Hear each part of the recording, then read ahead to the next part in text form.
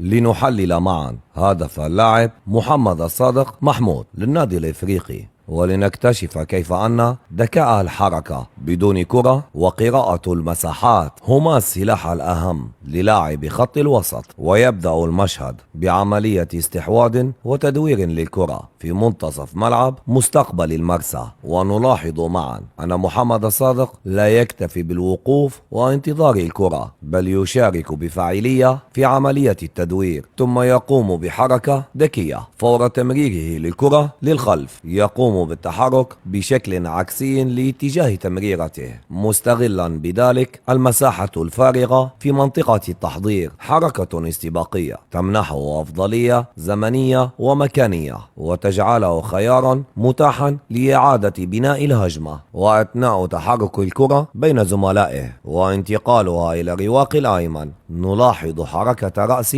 محمد الصادق، فهو لا يتوقف أبدا عن عملية المسح البصري. عقله يجمع البيانات باستمرار: أين مسار الكرة، وأين يتمركز الزملاء، وأين هي الثغرات في دفاع مستقبل المرسى، بالإضافة إلى أين هي المساحات الفارغة. عملية ذهنية هي ما تسمح له بأن يكون متقدما بخطوة على الجميع، وأكبر دليل على ذلك كل تحركاته بدون أي رقابة، فهي تحركات لم تكن عشوائية، بل كانت عبارة عن 3 مراحل متتالية من إعادة التمركز، وكلها بعيدة عن الرقابة، بقراءة المساحات بشكل جيد والتحرك بدون كرة. التمركز الأول كان بعد تدوير الكرة مع زملائه في منطقة التحضير، والثاني عند وصول الكرة إلى الرواق الأيمن، حيث اتخذ تمركزا بدون أي رقابة بين فراغ المدافعين لمستقبل المرسى،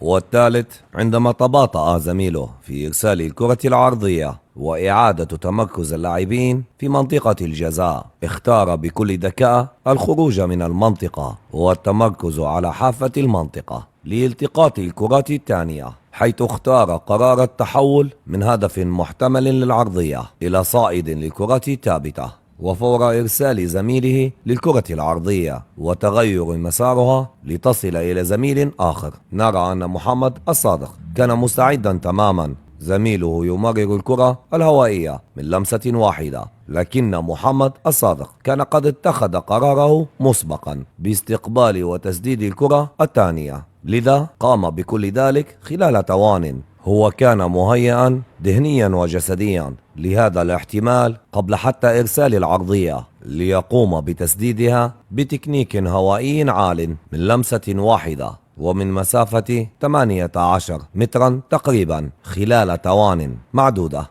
ولنستنتج معا أن اللاعب يمتلك وعيا تكتيكيا عاليا بالمساحات وتحركات استباقية بدون كرة واتخاذ القرارات المسبقة. كنت معكم أنا الكابتن حمزة عمران، محلل أداء معتمد من إسبانيا وكرواتيا، ومدرب معتمد من الاتحاد الأفريقي والليبي والتونسي. دمتم في حفظ الله.